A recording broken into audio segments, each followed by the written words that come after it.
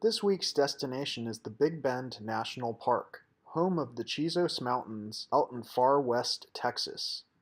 Come right along with us as we explore the area using the Miller Lite House as our base camp out of Terlingua, Texas.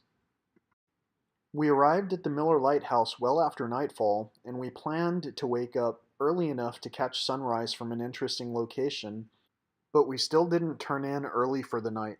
There was an approaching thunderstorm that provided the perfect opportunity to experiment with photography.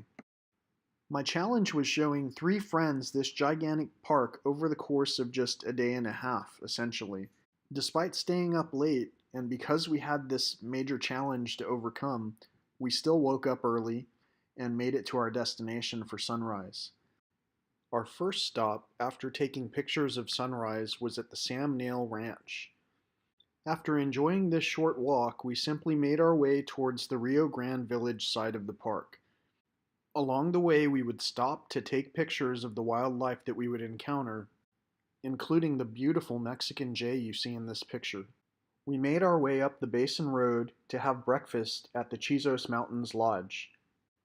After breakfast, we headed back down the road and continued our journey towards the Rio Grande village side of the park. Along the way, we would see tiny cactus, sun-dried millipedes, and the iconic tunnel located on the Rio Grande village side of the park. This is the first highway tunnel built in the state of Texas. Here you see a coyote, great blue heron, and another common West Texas critter, the roadrunner. The amount of wildlife we saw was moderate, but the amount of people in the park was greater than normal. We spent a good amount of time looking at the town right across the border from Big Bend National Park. The town is called Boquillas, Mexico. Here you see us taking a picture with Boquillas in the backdrop. As late afternoon passed, we made our way back to our final sunset destination for the evening, the Sotol Vista Overlook.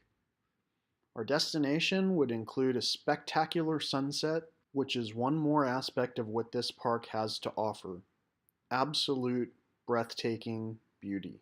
Pictures will only capture a fraction of the beauty you would see in person. We stopped at the Cottonwood General Store in Terlingua to grab some snacks to enjoy our evening. The Miller Lite House was a fascinating venue with a disco ball, pool table, and even an outside rock garden. Doesn't get much more peaceful than this. After loading up the car, we would begin our long drive back to San Antonio, but not before heading down Old Maverick Road to visit the Santa Elena Canyon first. One of the biggest things that people underestimate when going to places like this is the sheer amount of time that it takes to get from point A to point B. For this reason, it's always wise to plan accordingly. Make sure you have plenty of water, some good snacks, and also make sure your vehicle is in good running order. If you're renting a car, hopefully the rental car agency will do that for you. Whatever vehicle you take, you'll be asked to check into the national park in one way or another. There you saw me stop. I stopped and presented my annual park permit.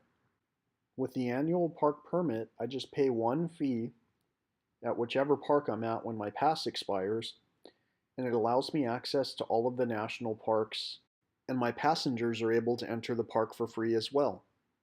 This is a tremendous deal, and I strongly encourage that you consider it the next time you go to any national park, because the funds are used to help maintain these amazing places. If you're ever on Old Maverick Road, check out Luna's jackal photographed here. You'll notice Santa Elena Canyon up ahead already, even from this distance. We continue to approach via the Old Maverick Road down to the Santa Elena Canyon area of the park. Old Maverick Road and even the roads right by the Santa Elena Canyon can be closed due to flooding at any point in time. Be sure to check with rangers to find out the current road conditions. For us, the drive was pretty smooth. We got lucky. I've been down this road a number of times, and sometimes it's pretty rough. These are things you'll want to consider when you visit a place like this. Also keep in mind that you really don't have to get off-road to visit Santa Elena Canyon. That's just the direction that we chose based on where we started and where we had to go. The water level was pretty high this time around, so I was pretty excited about that.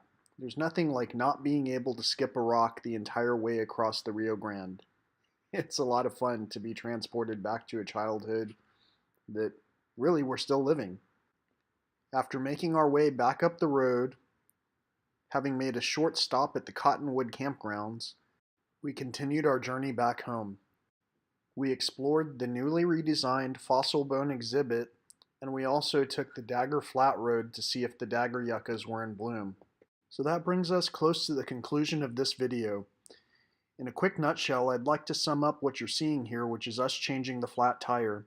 As soon as we realized we had a flat, someone in the car announced, "Oh my God, this is great. It's never a complete road trip without having a flat tire." Who would have thought? Not only did I have help changing the tire, but we all smiled about it instead of crying about it. That's the true definition of uplifting someone's spirit just through thought alone. I mean, we still had to deal with the flat tire, but we didn't get all upset about it. I'm so thankful that my friends Teja, an amazing photographer, Rushank, a fellow car enthusiast, and Shalabh, whose smile is tough to beat, were able to join me. I'll never think of flat tires the same again. Have a great day, remember to subscribe, and thank you for sharing.